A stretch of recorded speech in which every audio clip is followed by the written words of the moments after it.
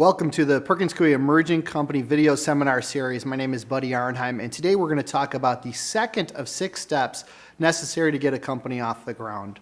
Before we jump into the substance of this seminar, let me first introduce Perkins Coie. Perkins Coie is an AmLaw 100 law firm with approximately 700 lawyers throughout 13 offices in the United States and 2 in China. At Perkins Coie, I'm the chairman of what we refer to as our Emerging Company Specialty Group, which is an amalgamation of approximately 80 lawyers who spend most, if not all, of their time working with emerging companies. And just to give some color to what an emerging company is, in our mind, emerging companies are companies that are pursuing perishable market opportunities. They tend to have several similar characteristics: very fast growth, typically needing external capital to fund initial product development and market entry, and most often venture capital.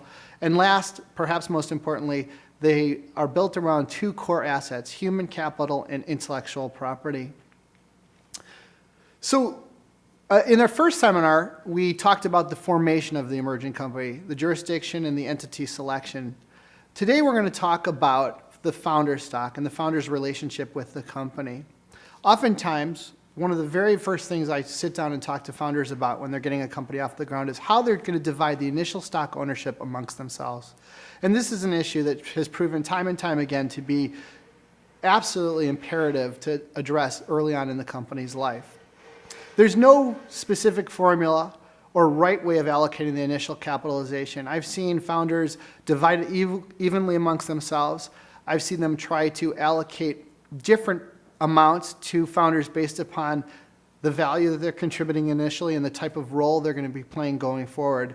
Really, there is no right or no wrong. It just needs to be an appropriate agreement among the founding team. And once the percentage ownerships are divided amongst the team should expect to layer on top of that an additional amount of stock, typically between 15 and 25% of the company, in the form of an equity incentive pool, stock that will be issued to future employees, consultants, and advisors.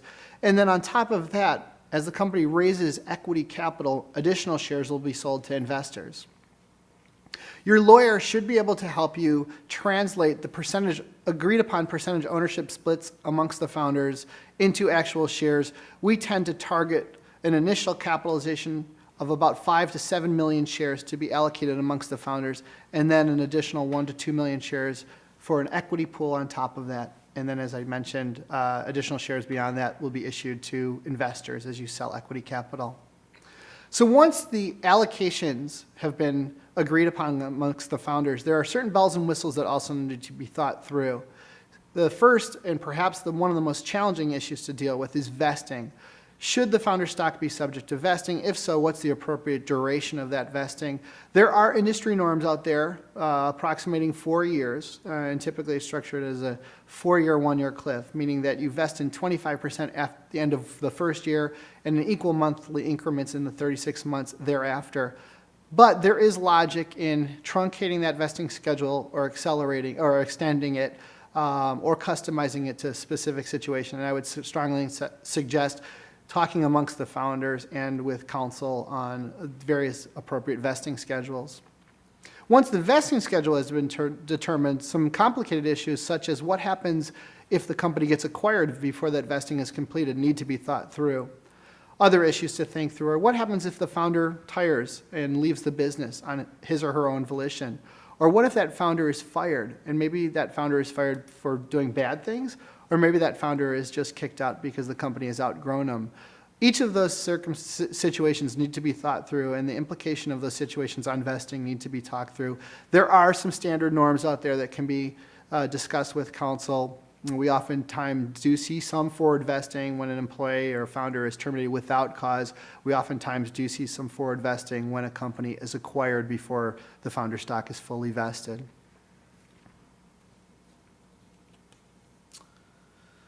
One other topic that comes up oftentimes when we're sitting down with founders and talking about the founder's relationship with the company relates to severance.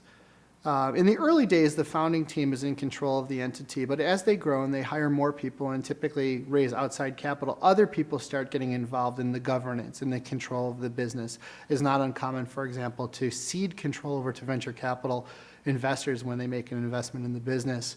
And at that point, the founder's relationship with the company may not be certain over the long run. And the question is whether that founder should put in place an employment agreement that defines the cost of removing that founder without cause, meaning that the founder didn't do anything horrible, but it's time for him or her to leave, or if that founder resigns for what's called a good reason, meaning that the founder has a good reason for leaving and entitling himself or herself to severance.